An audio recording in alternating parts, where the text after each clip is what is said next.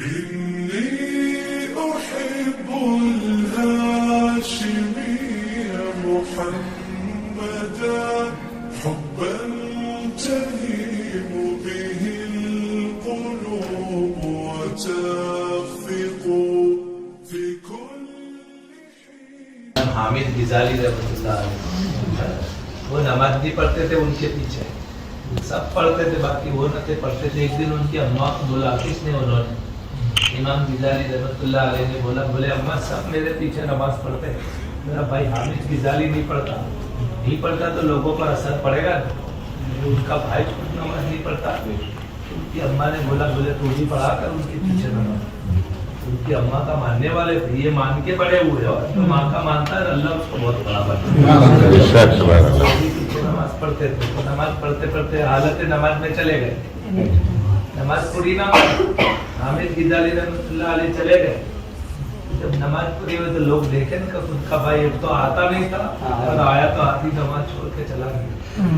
گھر آئے ان کی اماں کو بولا کیسا تھا بھائی نے اس سے تو نہ پڑھتا تو بہتر تھا حالت نماز میں چلا گیا. بولے کیوں ایسا بولا حامد غزالی رحمۃ اللہ علیہ کو بلایا پوچھا بولے ان کے پیچھے نماز کیوں نہ پڑھی آدھی پڑھی اور چلا گیا. بولے اماں جب تک نماز میں تھے وہاں تک تو میں کھڑا رہی نماز سے باہر چلے گئے تو میں بھی چلا گیا. بولے وہ کیسے بولے ہمارے بھائی کو کوئی نے مسئلہ پوچھا تھا طلاق کے بارے میں تو حالت نماز میں ان کو خیال آیا کہ مسئلہ پوچھا اس کا جواب کیا ہے تو بولے مسئلے کے خیال میں پڑ گئے تو میں نکل گیا. یہ تو ابھی نماز میں نہیں کھڑے برابر. یہ ان کی ماں تھی.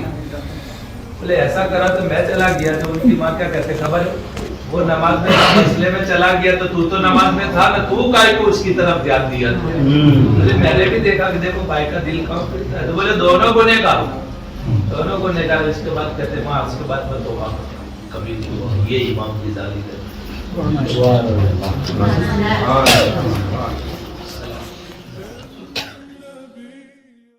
العلماء بنی اسرائیل اللہ کے نبی نے کیا فرمایا معلوم ہے میری امت کے ولی اور اگلے نبی دونوں برابر ہوئیں گے برابر.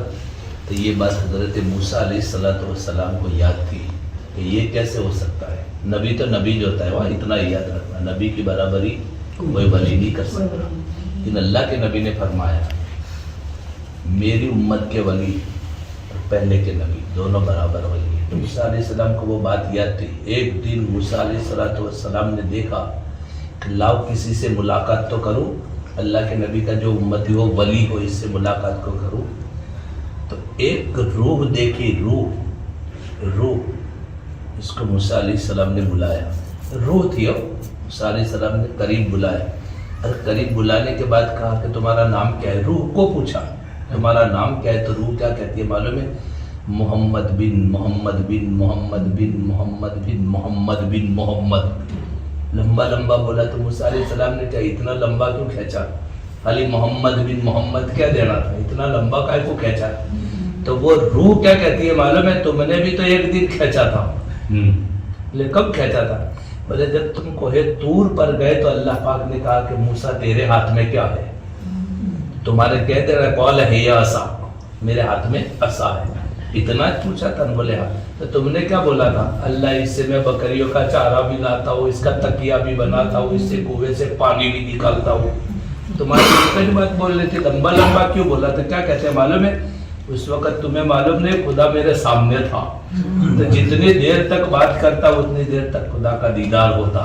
تو تمہیں کیا ہے بولے تمہارے سامنے تو اس وقت خدا تھا تو میرے سامنے تو ابھی دو نبی اور خدا ہے. میں جتنا لمبا کھینچوں گا اتنا میرے کو اللہ تعالیٰ دیدار نصیب کرے گا اتنی دیر تک مطلب ان کی صحبت میں رہوں گا. پھر موسیٰ علیہ السلام نے کہا کہ آخری نبی نے جو کہا وہ اب کہا پھر آپ کے ہاتھ میں عصا تھا عصا. تو حضرت امام غزالی رحمۃ اللہ علیہ کی پیٹھ پر ایسا لگایا مطلب جھبڑے ہو یعنی اپنے سینہ تھاپتے جیسے نہیں کیا کہتے پیٹھ یوں کر کے ایسا لگایا. تو امام غزالی رحمۃ اللہ علیہ جب دنیا میں آئے تو آپ کے پیٹھ پر عصا کا نشان تھا.